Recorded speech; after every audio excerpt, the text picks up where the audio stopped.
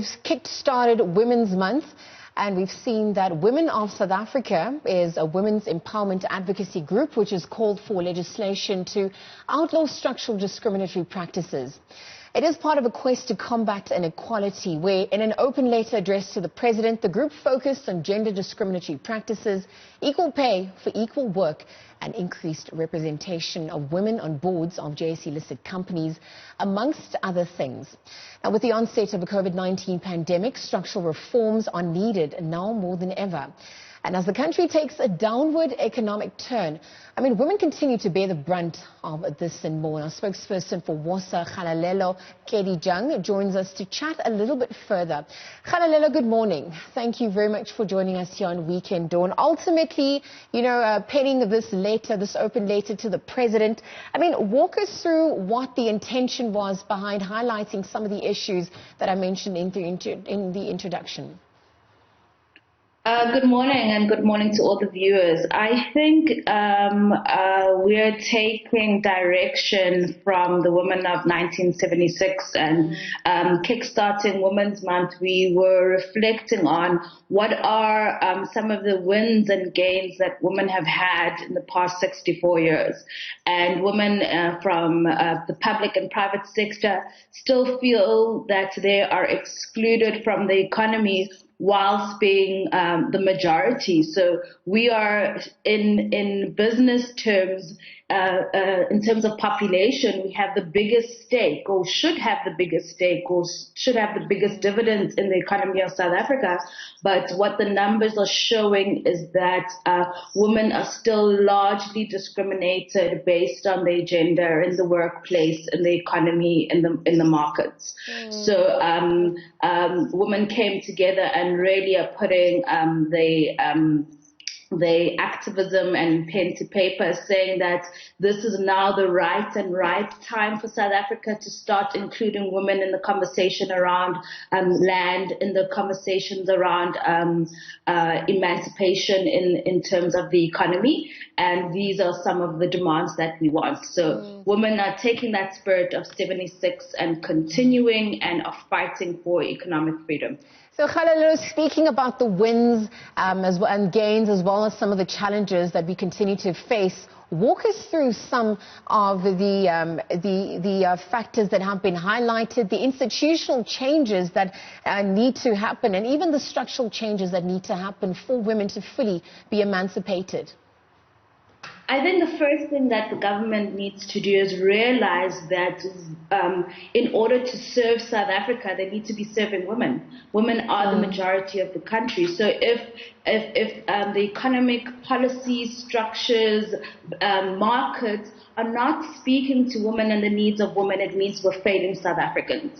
And looking at some of the statistics around the people who were mostly registered to vote were young black women under the age of 35, which means that young black women are the people who put the government in power today. So those are the people who should have the most representation in terms of policy. And what we're really saying is that to serve the people of South Africa, you need to have a feminist lens when you plan, budget, implement, and monitor and evaluate the economy.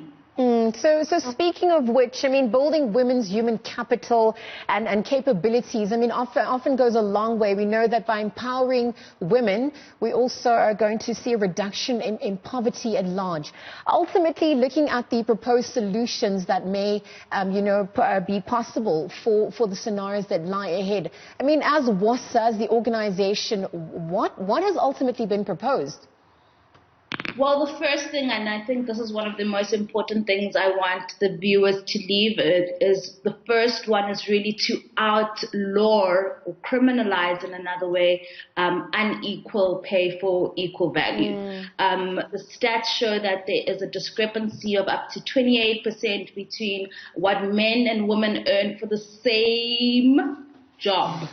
So I think that's what one of the proposed things is, to have that really criminalized. And I think we need to use those words, because if we use those words, it will help the legislature create policies to effect that change. What we're asking is for more women representation on JSE listed boards. We're holding funding institutions accountable, because the trend is that they're not funding women businesses. So we're asking that kind of shift is taken. That's why I'm saying I'm calling for the country to shift to a more feminist lens and how they deal with anything to do with the economy, because women make the majority of the economy. Looking at also coming back, why this is important is because we know in South Africa, women are the breadwinners. Yeah. Most households are run by women and are single-headed households, yet women get the lowest pay, the lowest share of the economy. So those are some of the proposed things and ideas on why WOSA is rallying and lobbying the government to seriously take these considerations when implementing policy. And we're also asking that banks and all other funding institutions fund women-owned and controlled businesses. We're not only going to come in as like a BE in quota increaser in male or men-run businesses. So we want that recognition as women and women who contribute to the economy. So Kgalalelo, I mean, you've now highlighted some of the demands and outlined, some of the demands for the online petition and also some of the solutions. I'm actually just looking at the overall indicators that are used to measure women's economic empowerment. To date, do you think it's sufficient?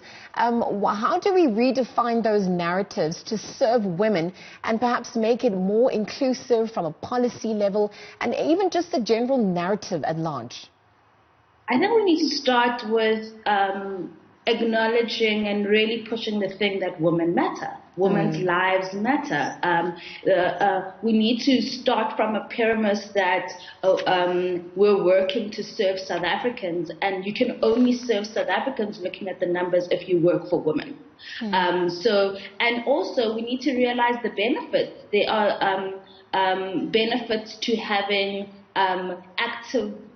two active parents in the economy in raising children. It increases women's and girls' education and attainment and their contribution to the economy. If women work, the economy grows. If women are successful in the working market, or then we build a fruitful, successful country. I'm looking at the response, perhaps, from the open letter that had been penned to the president. I mean, to date, walk us through what that response has looked like. And in terms of the online petition, how is it gaining traction? And from where to from here? I think in our last check last night, we're about just under 1,000 signatures away from our target. And so we're really encouraging women and men of this country to rally behind this cause and sign the online petition. It is on our website, womenofsouthafrica.org. So if you want to support the cause. But I think after getting the necessary signatures, it's really around starting to really engage government and engage the economy on our demands. And one of the outcomes is that we want to have a gender equal bill. So we want a document that will be enacted and made law that will make women beneficiaries of this economy. I'm looking at the role of men. I mean, obviously, it has to be an inclusive scenario going forward. In your opinion, what is the role of men in this scenario? Perhaps you spoke about, pay gaps being, equal pay for equal work. You spoke about some of the discriminatory practices that are currently happening, as well as representation on the JSE boards at large. What is the role of men in this scenario? Men need to realize and acknowledge that they have privilege and they've been afforded this privilege by patriarchy. But in order to really tackle inequality from white supremacy, from capitalism lens, we need to also deconstruct patriarchy. These three things go hand in hand, and you can't ask for a freedom from white supremacy or a reprieve from a capitalist system without really interrogating patriarchy. So I think men need to understand that if we're really in an age in the world where we really are calling for equality and calling for freedom, patriarchy is one thing that needs to fall as well. So we're asking them to really educate themselves around their position in the world, and how their position discriminates against women. And I think that support and be an ally, because if we have more functional two-parent households, it would also give them a little bit of like a reprieve from being the sole breadwinner or provider in the homes. So you've just highlighted some of the causes of the fragility to date. You've spoken about the gender strategy solutions, and just that patriarchal society that obviously we find ourselves in, that seems to be exacerbated by the COVID-19 pandemic.